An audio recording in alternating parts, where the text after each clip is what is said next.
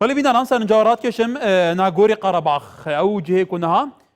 دنابرا دولتان زلهزین قفقاسیا شارك الدجوار اعلان كريا سبارتي في دبر هر كسك دبيجه في دبر يامنه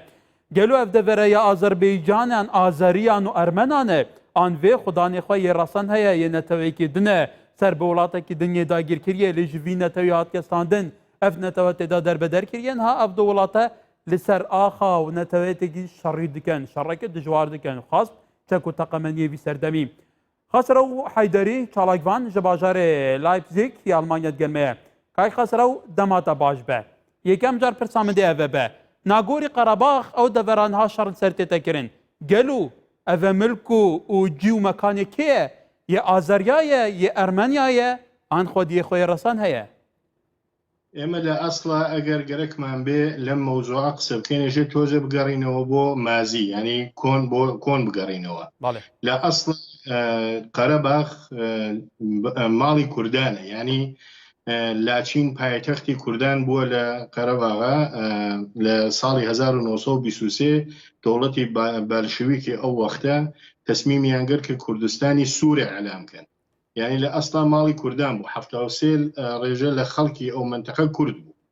دواي أوكا ديموغرافي منطقة كيان قوراوا خلقي كي زور لصالي سياكان 1930 بدواو كوت جير فرمانداري دسي باكو يعني كردستاني سور كلن منتفي بو روشت بيكاري دەستیان کرد بە کۆچی ئیجباری و تەبعیدکردنی کوردەکان و حتا ئازەریەکانێکە لەو منتەقە بوون بۆ سیبری و بۆ قەزاقستان و ئوزبەکستان یعنی لە ئەسڵا ئەرمەنیەکان دوایی هاتنە ناو ئەو منتەقە دانیشتن یعنی هەمیشە لەو منتەقە نەبوون بوون وەلێ کەم وەلێ بەعدەن ڕێژەیان زیای هاتن بوونە سەحابیەوە تا لە ساڵی 1989 کە ئیتحادی سۆڤێت ڕوو بە زەوار ڕۆشت و خەریک بوو ئەپاشیا دەوڵەتی ئەو وەختە تەسمیمی ئەوە گرت کە قەرەباغ باتە تەحویلی دەوڵەتی ئازەربایجان کە بووە باعیسی ناڕەزایەتی دەوڵەتی ئەرمەنستان چون خۆی بە ساحەوی ئەو منتەقە ئازانی و لە ساڵی 1991 28 ئۆکتۆبر بوو تقریبا کە دەوڵەتی ئەرمەنستان بە قوای عسکەری هجومی کردە سەر ئەو منتەقە و ئەو منتەقەی داگیر کرد یعنی حتا ساڵی 1993 لە توولی ئەم سێ ساڵە حەو وڵایەت و زۆربەی شار و شارۆچکە و گوندەکانی ئەو منتەقەی خستە بندەسی خۆی ئیشغاڵی کرد کە لە سێ بەشەگە تەقسیمیکەن یەک بەشی ئەو خەڵکە کورد بوون لەو منتەقە و 35,000 کەس کوژرا بەدەست دەوڵەتی دووتەرەفەوە یعنی خەڵک کوژران کە یەک بەشی کامڵی ئەتوانم بێژم کورد بوو لەو ناوە متاسفانە تیاچوو و 1 ملیۆنیش لە تەرەفی ئەرمەنیەکانەوە کە ژێر شارتەیان مهاجر و هاتنە ئازەربایجان و ئیسا حاڵەتی پەنابەریان هەیە لەوێ بەڵێ کاخەسەو طبعاً کوردستانی سۆرە مەبەستم بۆ سەرنجیت و لەسەرەوە وەربگرم کوردستانی سۆر ئەڵێن پێنجەم پارچەی کوردستان ئەکەوێتە باکووری ڕۆژهەڵاتی کوردستانی گەورە خۆشت باست کرد لە سەردەمی لینین لە ساڵی 1923 بوو 29 کرا بە هەرێمێکی سەربەخۆ دوای ستالین هات اتفاق لەگەڵ کۆمەڵێکی وڵاتی تر یەکسەر ئەم ملەتە نەفیرعام کرا لە سەدە 73 کوچبەر کرا طبعاً خۆش دەزانی هەم نازیە هەم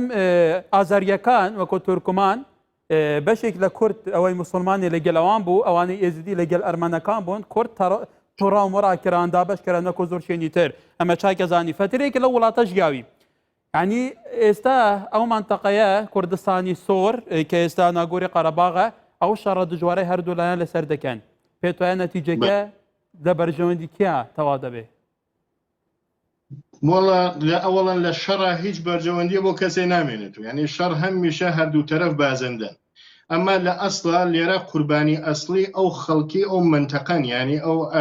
ئەساسن ئەو خەڵکی کە قەبلەن لەوێ ژیانیان کردە ئەساسن کوردەکانن کە لەوێ زیانیان کردە و لەخەرە ماڵ و مڵک و وەتەنەکەی خۆیانیان لەدەستدا ئێمە ئەگە حسابی کەن ئازەریەکان بۆ خۆیان خوب یەک شوێریان هەیە وەتەنی خۆیانیان هەیە ئەگەر ئازەری هەیە کە لەوێش و کۆچیان کردو چونەتەوە وەتەنی خۆیان ئەمە ئەو کوردانە کە لەوێ دەرکراون یعنی لە حاڵەتی وەکو مهاجرێکیان هەیە لەناو ئەو کشوەرە یعنی لە کشوەری ئازەربایجانە لەبەر خاتریەوە یعنی ئەساس غەدرەکە لە کورد کراوە ئەرمەنی کە لەسەر جێ خۆی دانیشتووە ئازەریش هەر ناو وڵاتی خۆیە ئەوەیە کە ئاوارە بۆ کوردەکەیە پێتوانیە ئەم ناوچەیە ئەم هەرێمە ئەوەندە ئیسیداف دەکرێت تابان خۆتەزانی ئەرمنیا و ئازەربەیجان چەندین جار شەڕی زۆر دژواریان لەسەر ئەم ناوچەیە کرا حتا کۆتایی هەشتاکان تا سەرەتای نەوەتەکانی سەدەی ڕابردوو تقریبا 30,000 کەس لە بینی ئەمانە کوژراون بێژگە لە ساڵانی دوای 2000 چەندین جار یەکتریان کوشتووە هەنی ئەمە هەموو لەسەر میراثگیری نەتەوەیەکە کە لەوانەیە ئەمەش غەدرێک بێ هەنی پێت وایە ئەم ناوچەیە بوو بەم شێوەیە ئیسیداف دەکرێت ئایا لەبەرەوەیە کە ڕەچەڵێکی ئەم ناوچەیە کوردن لە ڕەگوورچە دەربێنن سیاسەتی دەوڵەتە گەورەکان خۆتان نەزانن سیاسەتی دەوڵەتە گەورەکانی ژێژە لە نەزەرا بگرین مەسەلەن دەوڵەتی رووسیا یەکێ لە متحدینی دەوڵەتی ئەرمەنستانەوە جێشی رووسیا لە ئەرمەنستانە مەسەلەن چەندین بارگای نظامی گەورەیان هەیە لەوێ و قەراردادیان هەیە تا ساڵی 2044 کە حتاینی محافزەتی قەفقازی جنوبی لە دەستی عسکەری رووسا بێ و خۆشتە نەزانن دەوڵەتی ئێرانیش هیچ گونە علاقەی بەوە نییە کە دەوڵەتێکی بە قووەتی مەسەلەن ئازەری یا تورک لە منتەخەکە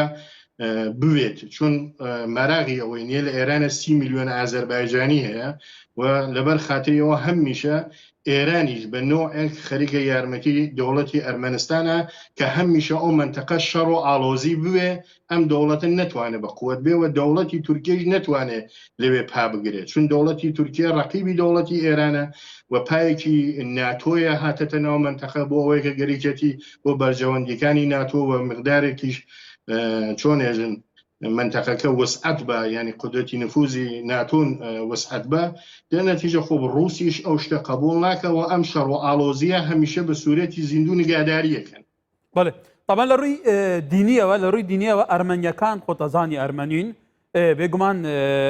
حتا پاپای ڤاتیکان حتا ئەمریکا هاتووتە سەرخات یەکێتی ئەوروپا هاتووتە سەرخات لەبەرەوە ئەم شەڕە ڕابەسێنێت خۆتەزانی رووسیا پشگیری ئەرمەنیاکەوەکە خۆشتوتی زۆر قەواعیدی سەربازی گەورەی رووسیا لەوێدایە ینی باشکرە پشگیری دەکات حتا ئێلامی ڕووسی شەمە باز دەکات تورکیاش پشگیری ئازەربەیجان دەکات ینی پێت وایە کە ئەم شەڕە تەشە نەبستێنێ ئێدیا بێتە شەڕێکی بە وەکالەتی ڕۆسی تورکی و دەرئەنجامەکان بەرەو چێ دەڕۆن لە ئەسڵا ینی مەسەلەی دموگرافی منتەخەکە نییە لە ئەسڵا بەحسی ئەو دوو قوتبە قودرەتەیە کە لەوێ خەریکن چۆن لە ناو سووریا خەریکن شەڕی نیابەتیەکەن دەخیەکان گەریکانە ئەرمەنستانی هەر بۆ وەزعیەتە دەربێرن ینی منتەقەیەکی ئاڵۆزی تریان دروست کردووە دەوڵەتی ئازەربایجان بۆ خۆی تەرەفداری شەڕ نییە ینی هەمیشە سایانەوە بووە کە بە سوورەتی دیپلۆماتیک و بە سوورەتی سڵح بتوانن لەسەر پایمەی مزاکرە ئەم کارت ئەنجام بن ئەمما چون دەوڵەتی رووسیا تەرەفداری ئەم مۆزوعانیە دەوڵەتی ئەرمەنستان هیچ وەختێ نەهاتووەتە سەر کورسی مزاکرە کە بێت ئەو مۆزوعە تەواوکە یانکێ دانیشن بە تەوافقێکی جامع بگەن چەندین دەحفە حتا مەسەلەن گروهی مینسک کە خودی ئەمریکا رووسیا و فەڕەنسا ئەو عینە دانیشتن لە ساڵی 1994 ئەوەڵین قەراردادیان بەس ینی بۆ ئەوەی کە ئاشتیە بێ لە بینیانە حتا ئیمڕۆ نەیانتوانێ عەمەڵەن کارێک ئەنجام بن بە خاتری چی چون ئەو قودرەتانەیە کە بە قەولی معروف ینی ساحبی مەنافعن لە ناو منتەقەکە گەرەکیان نییە مەسەلەن بە یەکترین پوان بن ئازەربایجان وڵاتێکی فۆقڵادە زەنگینە ینی وڵاتێکی نەفتخیزە وڵاتێکە ینی ئستراتیژیکە دەوڵەتی ڕووس گەرەکی نییە بە ئاسانی ئەوە بەڵێ کاک خەسەرەوە بەسمە شتێکی دیکەش بپرسم خۆشتەزانی لە ساڵی 1992 جارێکی دیکە ویستیان لە ناگۆری قەرەباخ کوردستانی سوور دروستکەنەوە ئەو کاتە وەکیل مستەفایف هەبوو دواتر ڕۆی لە ئیتالیا بە حەسرەتەوە کوچدەوەی لەم ساڵانی ئەخیرەی کرد تو 20 ساڵ لە ئازەربەیجان بووی 20 ساڵ ئەگەر ئێمە باسی زێدەتری 20 ساڵ لە ئازەربەیجان ژیاوی ئەگەر ئێمە باسی کورد بکەین لەبەرەوە کورد لەوێ خۆتەزانی قوربانی سەرەکی ئەم نیزاعە بوو ڕەوشی کورد چۆن بینی ڕەوشی کورد لە ئازەربایجانە ئەگەر بە مەسەلەی قەرەباغ بێژی متاسفانە خۆ شەرحماندا کە بۆ زۆعەکە چییە وەرە لە خودی ئازەربایجانە شتێ بەنای ڕەگەزپەرستی و ئەمە کووردە و ئەمە ئازەریە وجودی نییە بەڕاستی ینی خەڵکەکە زۆر ئەهوەنن ینی لاڵ کوردەکە هیچ مشکڵێکیان نییە دەوڵەتی ئازەربایجان نە زۆر ئەمما خوب تا حدودێ مثلا ماڵی کوردانی ئەحداس کرد ڕۆژنامەی کوردی مثلا یەک دوو دانە ڕۆژنامەی کوردی لەوێ مثلا ئیجازی فعالیەتیدا ڕادیۆی کوردی هەیەە فعالیەتیدا بۆ خۆیان ئەتوانن کتێبخانەیان بێ ئەتوانن مثلا ئەو هینی کولتوری خۆیان ئەنجام بن هیچ مشکڵێکیان لەو بەڵام کاکی خەسەرەوە لە یێریڤانیش رادیۆ یێریڤان مەشهورە کە هەیە خۆتەزانیم بەڵام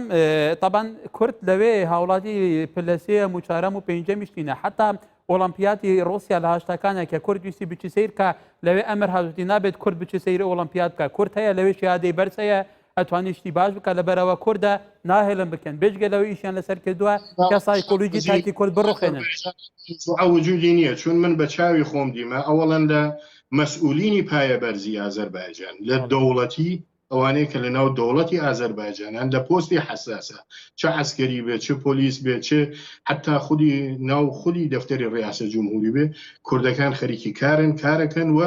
بەحسی ئەوە نییە کە تۆ کوردی یاوە ئازەری بێت ئەو شتە لەناو ئازەربایجانە من نەمدیوە یعنی چون